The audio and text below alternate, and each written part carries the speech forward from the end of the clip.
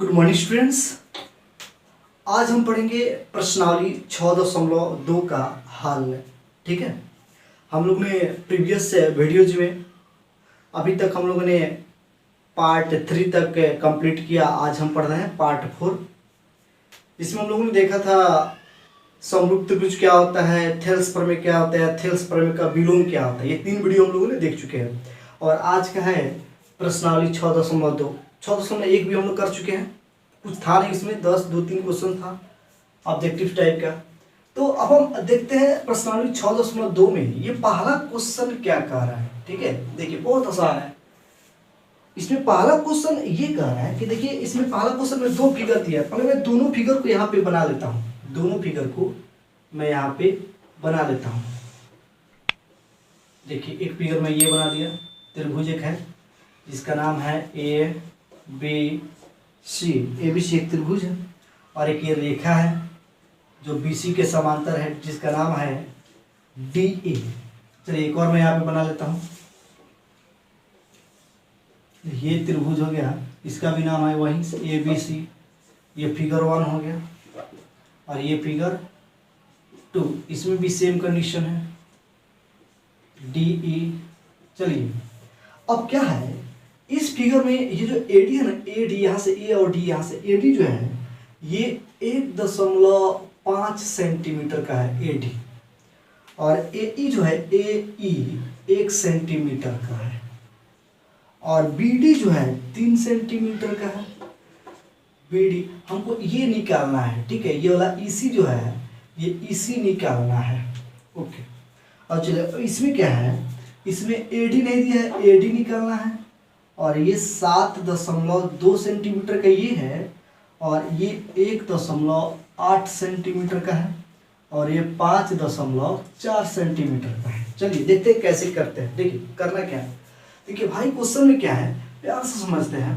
Question में दिया क्या है, देखिए लिखेंगे त्रिभुज ABC में, त्रिभुज ABC में दिया क्या है। तो क्वेश्चन में ये दिया है,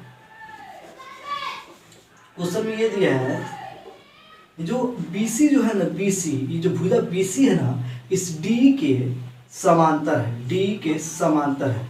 ठीक है, ये बात हम लिख देंगे।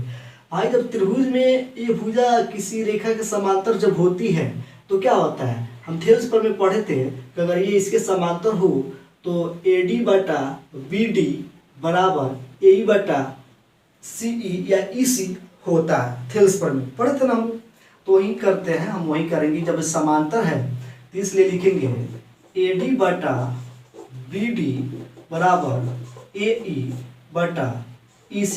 होगा कि नहीं होगा, बिल्कुल होगा।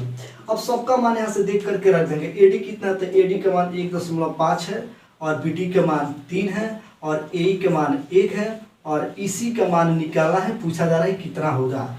अब मान यहाँ से देख करके रखने के बाद हम क्या करेंगे, कोना कोनी गुना कर देंगे, क्रॉस मल्टीप्लिकेशन कर देंगे। ठीक है, तो चलिए मैं इसको यहीं पे निपटा देता हूँ और इधर उसका सोल्यूशन देखा जाएगा। तो ये हो जाएगा, देखिए क्या आ जाएगा, ये 15/30 हो जाएगा। ये दशमलव हटेगा तो नीचे 0 बढ़ जाएगा और 1/EC हो जाएगा। अब यहाँ पे ये कट जाएगा, तो कटेगा तो क्या होगा, 15 एकम 15, 15 दूना 30, नीचे 2 आ गया, ये होगा 1/EC। अब कोना कोनी गुना कर लेंगे तो क्या हो जाएगा, EC में 1 से गुना करेंगे तो ये EC हो गया। ठीक है, और 2 एकम 2 हो गया, यानी कि EC का मान जो है, ये जो EC है ये 2 सेंटीमीटर इसका आंसर आ गया। 2 सेंटीमीटर का ये EC है, कुछ नहीं, बहुत आसान है। EC 2 centimetre. देखिए ये क्वेश्चन में ये दिया गया BC इसके समांतर है। ठीक है, समांतर है, जब ये समांतर है तो हम ये लिख सकते हैं, कैसे लिख सकते हैं, तो थेल्स प्रमेय से यहाँ पे दे दीजिए रेफरेंस इसका, थेल्स प्रमेय से, थेल्स प्रमेय से। ठीक है, ये वाला बात आप यहाँ पे लिख सकते, थेल्स प्रमेय से ये हो गया। आप रेफरेंस दे सकते हैं, कैसे होता है, थेल्स प्रमेय से हुआ। ठीक है, उसके बाद सबका मान यहाँ पे रख देना, सबका मान रख करके कोना कोनी गुना करना है, आंसर आ जाएगा। तो स्टूडेंट्स सेम ऐसे ही ये भी है, आप इसको खुद से करें तो अच्छा रहेगा। चलिए मैं कर दे रहा हूँ, कुछ नहीं है। चलिए लिखेंगे इसमें, सेम ऐसे ही लिखेंगे BC जो है समांतर है DE के, सेम ऐसे ही लिख देंगे। इसलिए जब समांतर तो क्या होगा, AD बटा BD, AD बटा BD बराबर होगा AE बटा EC। ठीक है, और इसका मान नहीं दिया तो एडी को एडी रहने सबका मान रख के पुनः पुनः गुना कर देंगे, करेंगे तो आंसर आ जाएगा 2.4 सेंटीमीटर। आप करके देख लीजिए आंसर आ जाएगा। ठीक है, आप खुद से इसको सॉल्व कीजिए। ओके, चलिए क्वेश्चन नंबर, इसको आप नोट कीजिए, वीडियो को रुक करके फटाफट इसको नोट कर लीजिए, मैं मिटा रहा हूँ। क्वेश्चन नंबर 2 देख लेते हैं, क्वेश्चन नंबर 2 में क्या कहा जा रहा है। ठीक है, देखिए कुछ है नहीं, बहुत आसान है। कुछ था नहीं, समांतर दिया था तो भुजा समानुपाती होता है, और समानुपाती करके सबका मान रख दिया, और मान रखने के बाद उसका मान निकाल दिया जो नहीं दिया था। अब क्वेश्चन नंबर 2 में क्या है, एक त्रिभुज है। देखिए त्रिभुज में बना रहा हूँ यहाँ पे, आप बुक लेकर के बैठेंगे तो और अच्छा होगा, आपको समझ में अच्छा आएगा, ज़्यादा ज़्यादा समझ में आएगा। ये पी क्यू आर एक त्रिभुज कहा जा रहा है। ठीक, और इसमें जो है पी क्यू आर और ई एफ जो है, ई एफ जो है, इस पे बिंदु दिया गया है, इस पे ई है और इस पे एफ है।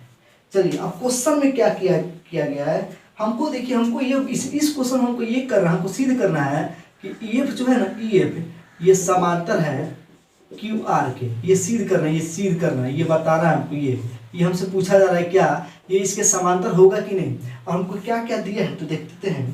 इस क्वेश्चन नंबर 1 में क्या क्या दिया है, तो पीई बराबर, क्वेश्चन में दिया है पीई, यानी कि ये वाला पीई बराबर 3.9 सेंटीमीटर दे दिया है, और ई क्यू ये वाला ई क्यू बराबर दिया है 4 सेंटीमीटर, और पीएफ है, पीएफ जो है 3.6 सेंटीमीटर, और उसके बाद एक और बच गया आर एफ है, तो एफ आर का ये या आर एफ का ये है 2.4 सेंटीमीटर, ये सब दिया हुआ है। ठीक है, अब हमको बताना चारों दिए, देखिए ये चारों दिए, इसमें उसमें नहीं दिया, पहले वाला क्वेश्चन में नहीं दिया था, एक कोई छोड़ दिया था, इसमें चारों दिया है। अब हमको ये समांतर है कि नहीं बताना है, हमको ये लाना है। बात समझ में आ रही है?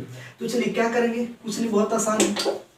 हम करते क्या है, चलिए पहले हम इसका अनुपात निकालते हैं। अगर दोनों भुजा का अनुपात बराबर आएगा, यानी कि हम चेक करें, देखिए हम करेंगे क्या, पीई निकालेंगे। क्या निकालेंगे, पीई बटा ई क्यू, ये निकालेंगे। ठीक है, मान लीजिए जो भी है, उसके बाद हम क्या करेंगे, विधा से ये निकालेंगे, पी एफ है बटा एफ आर, ये निकालेंगे।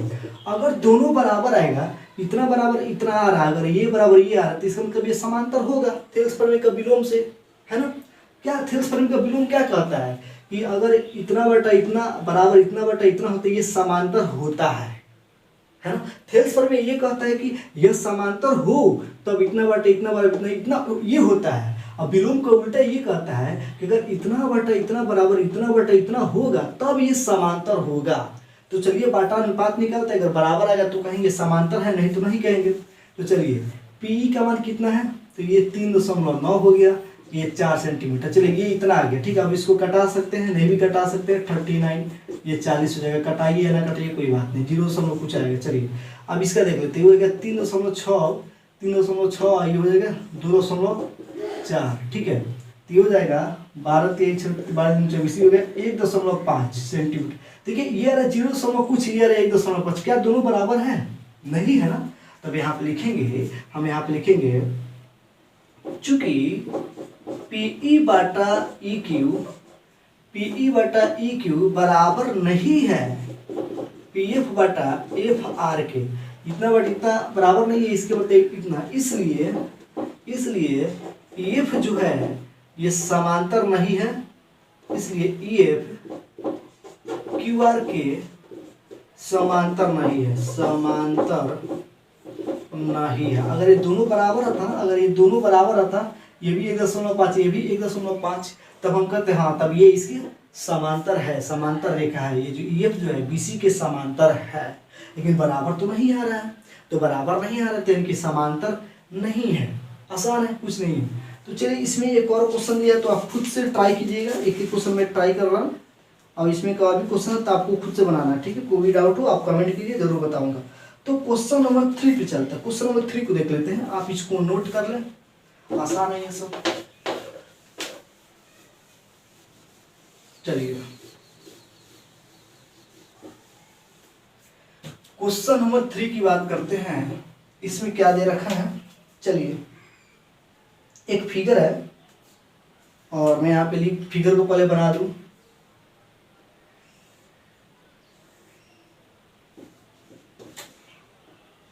ऐसे है, ऐसे, और यहाँ पे ऐसे ज्वाइन किया है। थोड़ा इसको भी,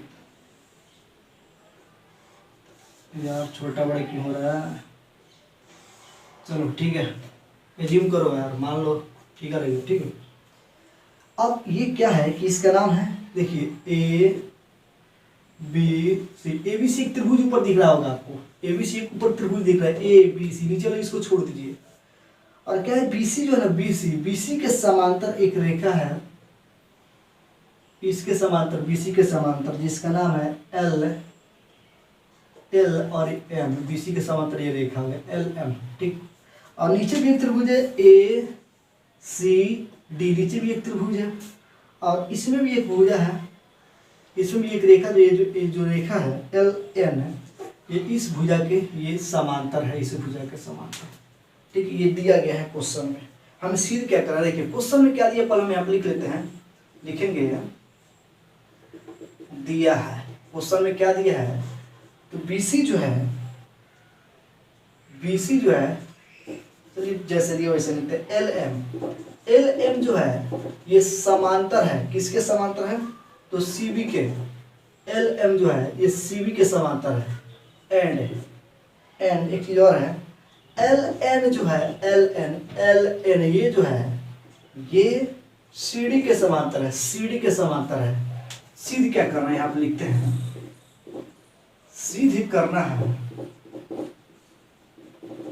सीध करना है AM बटा AB बराबर AN बटा AD, ये सीध करना है। बहुत आसान है, देखिए कुछ नहीं करना है, देखिए भाई, देखिए ये दिया है और ये हमको सीध करना है। हम क्या लिखेंगे, लिखेंगे त्रिभुज ABC में, सबसे पहले ABC ऊपर वाला त्रिभुज को हम ले लेते हैं, ठीक।